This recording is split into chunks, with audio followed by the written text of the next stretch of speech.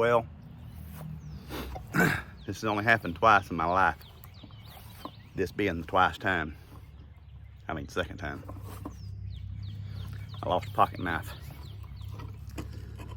And it was a nice pocket knife. It's one my cousin gave me. A lock blade, one of them what clips on to the side of your britches. You know, just right there. And I had it Wednesday at work. Come home, got out here, put out some more hay for my goats. And when I went to grab my knife to cut the string on the bale of hay, it's gone.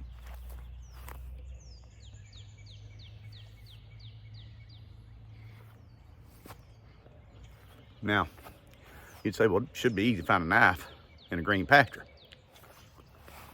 See all that yellow hay? You'll never guess what color the blame knife case is. Yeller.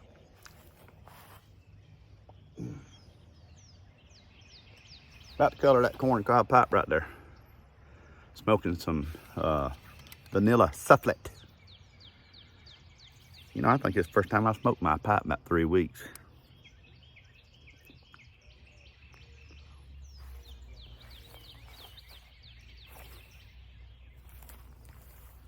So, I got out the Radio Shack 3000. And I think I found every nail I've ever lost. Not found my knife.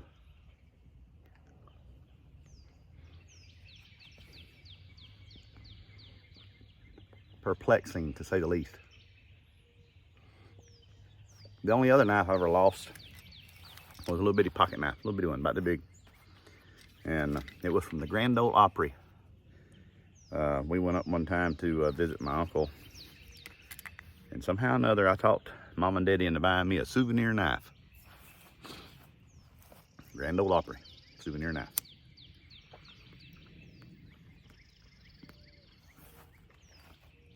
I don't even remember how many years ago it was.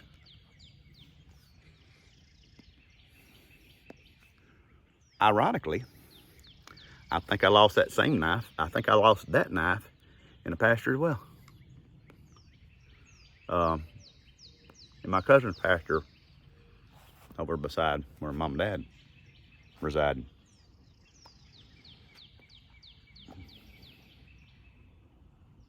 That's the only place I could recall the last place having it was in that pasture doing something.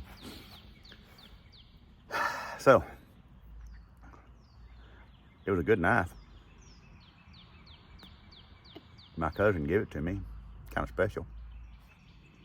I have not told him yet. I'm really hoping that somehow or another, you know, there's a possibility I may have lost it at work, but very, very slim. I don't really get my knife out at work. I'm a machinist, not a whittlist. But I did put the word out if anybody come across a knife that had the Cat Diesel logo printed on it. Mine. But as of Thursday, no one had returned it. And, you know, I even went to, well, I parked the same place. When I got out Thursday morning, I looked, and, you know, it wasn't laying, you know, like when I stick my hand out in my pocket, pull it out, pull my keys out, it may have popped off. But no such luck. So,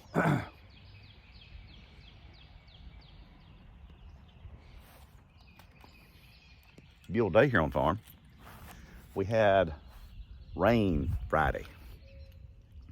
Almost biblical amounts of rain. I had 1.5 inches of rain on my rain gauge over yonder.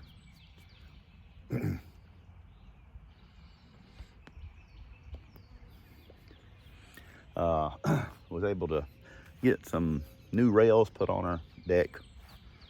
Had the original 2x4 caps on it that had been there since we built the thing in 1996. And you know, I don't think I got much more accomplished than that. You know, it took me, I went to Home Depot to get the 2x4s. I went through enough wood to rebuild that barn right there, trying to find 5 good 12-foot long 2x4s. That was the trashiest looking stuff I'd ever seen before in my life.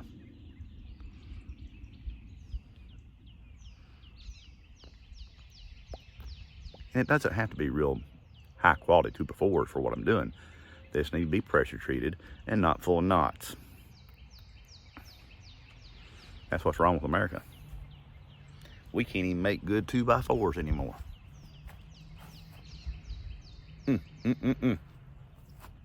So anyhow, I guess unless one of these goats come across this knife down here somewhere, I probably lost it. Because I went all over this little area with my Radio Shack 3000. And like I said, I was hitting little signals on, you know, what I figured was nails, pieces of tin, you know, stuff like that, trash. But I never did pick up a hit on anything that was even close to being a knife about the same size right here. And I know that thing's not the best. The only thing I really ever found that thing was very important was a corner post for our property. I don't even think the kids found much.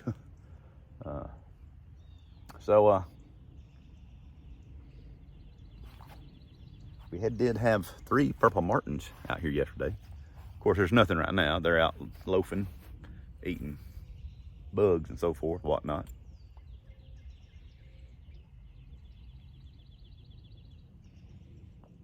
I did try to work on that leak on my power steering pump for my tractor. It's that flare nut compression. There's a video somewhere about it. Not successful there either. A buddy of mine said I need to split the flare. Not quite sure what he meant by that. I have a message into him trying to find out exactly what he meant by splitting the flare. In my mind, that means you take a pair of wire cutters or something and actually, you know, split the flare. And I can understand how that would, you know, get a better grip. I don't know if it needs to be reflared. It's in a precarious bend. It's almost like it should be a full 90, and it's got just a little bit of an upward sweep on it. So, you know, in my mind, that should be a straight shot. Straight shot. But anyway, so enough of this nonsense. Let's go see something good. Well, now this is odd.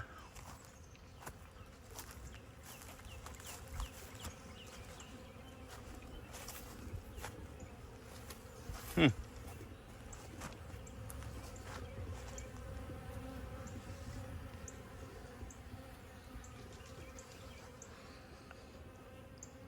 wonder what in the world's going on there.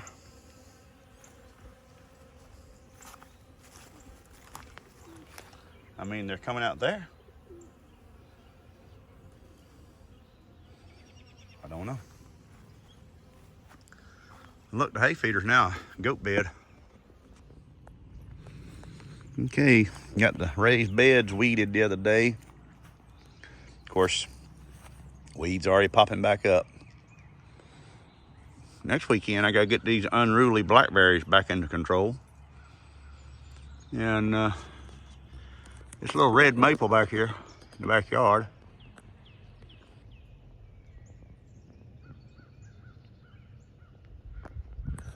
Well, I'm not gonna say it's a red maple, but it's a maple and it's got red blooms on it. And I'm seeing my honeybees on it. The dandelions are popping. And spring's just around the corner, folks. Of course, here in Georgia, you never can really write some wintertime off to about the end of March. The biggest snow I ever saw happen here, 1993, on March 13th. We had like a foot of snow. And I've seen it snow on up into the 20s in March. So anyway, well, that's about it for this weekend. I did manage to find a chain that I had lost with the Radio Shack 3000, but never did find my knife. That's depressing. Like I said, on the second time in 57 years that I've lost a pocket knife. And I've been carrying one for probably 50 years. God, that makes me sound old. All right, so hey, y'all have a good one. I did finally get that pigeon back in. I'm sure y'all don't care about that. But anyway, we'll catch up with y'all later. It's Jeff Eubanks here on the farm. Give me a like, I'd appreciate it. Thank you much. Bye-bye.